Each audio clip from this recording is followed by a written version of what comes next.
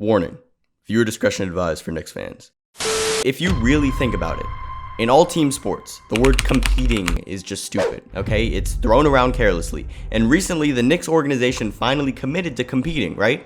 We can all agree on that. But what people don't realize is that there's a very big difference between competing and competing for a championship. Because there are currently 21 teams in the NBA right now that would label themselves as competing. But to actually compete for a championship, you have to truthfully believe that your team has a near flawless system and a fully reliable and cohesive roster.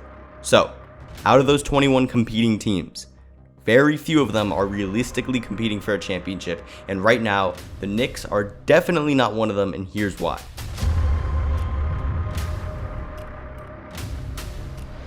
Well, it's mainly these two. Look, when it comes to basketball, I'm someone who likes to say what I think, and I don't really care whose feelings I hurt when I say that Julius Randle and RJ Barrett are both careless, immature, inefficient, and egocentric players who provide more detriment than benefit in a team setting, and they both fit terribly with Jalen Brunson, and I'm about to show you exact evidence that supports this point. But first, I just need you all to hear this, okay? If you look at every team that has won a championship recently, you'll find one big common denominator. They all have a system that works, and every player on their team knows their role. And that's the New York Knicks' biggest problem. They don't have a working system, and Julius Randle and RJ Barrett are too egocentric to even think about fitting into a role where they have to play off the ball. Here's what I mean. Crunch time, up by 2 with 2 minutes left. This is just a perfect example of the Knicks having no idea what their offense is. Jalen Brunson gets caught in a double team, so he swings it.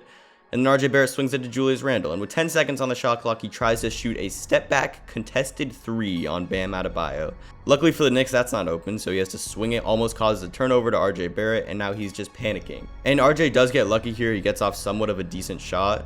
But still, the point is the Knicks have no offense, no system. They have no idea what they're doing. And on this play, about a minute later, he has so many available options here. Right here, he could have swung it to Jalen Brunson off the screen. He could also just throw it to the big Mitchell Robinson. He could also throw it to the cutting Quentin Grimes. He also has Julius Randle right here. It's just an example of his poor decision making. On the very next play, Bam Adebayo comes to set a screen on RJ. Instead of seeing that Mitchell Robinson has switched and picked up his man, he still tries to recover on Kyle Lowry for no reason, and the ball gets into Bam Adebayo for an easy dunk. Again, poor decision making. Then on the very next play, RJ Barrett can't get the ball to Brunson, so he has to bring the ball up. But what does he do? He picks up his dribble 80 feet away from the basket and then has to give it to Jalen Brunson in the corner. Then what does he do? He gets the ball back and gets it stolen from him. RJ Barrett cannot be trusted in crunch time when he's making decisions like this. But this late game scenario here shows perfectly why Julius Randle is a detriment to the New York Knicks. Down by 4 with 3 minutes left. Quinn Grimes looking for a ball handler to get the ball. Oh, well, who does he give it to? Julius Randle. Shoots a low percentage 3. After he misses this shot, what does he do? He stands at the 3-point line, being absolutely not a threat at all, which lets De'Aaron Fox have the ability to sneak in and get the steal on Isaiah Hartenstein right here. Julius Randle can't play off the ball, and why is he standing at the 3-point line when he shoots 30% from 3? Then on the next play, tries to help, foul, and 1. But then we fast forward to the very next play. And what happens? Julius Randle gets the ball and does what he does best. Drives into freaking nothing and throws it off someone's leg out of bounds. Then on the very next play, RJ Barrett gets the ball, down by 6, panicking. And it's just stuff like this.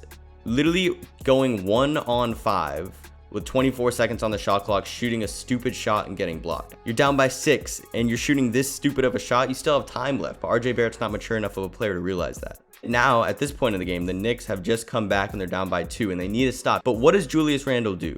He has his hands on his knees the entire possession, and what does that allow? No help defense. De'Aaron Fox get an easy layup. Julius Randle negatively impacts the ball on so many different levels. And that's not it. If you think that's it, you're crazy.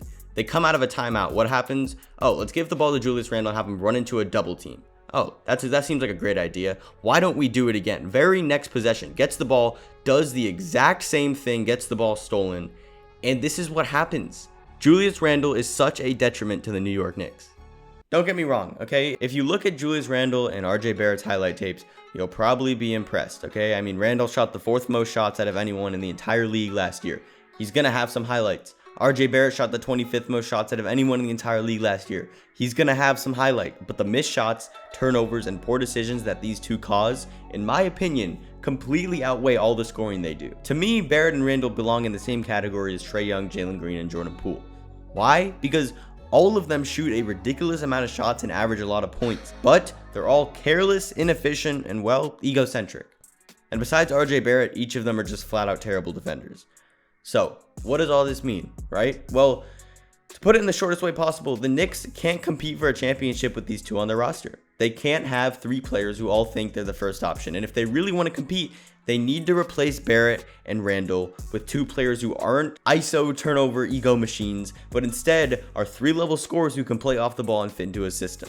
Like, if you replace Barrett and Randall with Chris Middleton and Domantas Sabonis, this team would have a way better chance of competing for a championship because Middleton and Sabonis are both team-oriented, they both make good decisions with the ball, while also being elite scorers and competent defenders, and they both are used to being second and third options. And they would both fit perfectly next to Jalen Brunson because of that. Obviously, those two becoming Knicks anytime in the near future is completely unrealistic, but you get what I'm trying to say. So, in conclusion, unless Julius Randle and RJ Barrett somehow change their play styles and lose their ego, this Knicks team has no chance of winning a championship, and you can mark my word on that.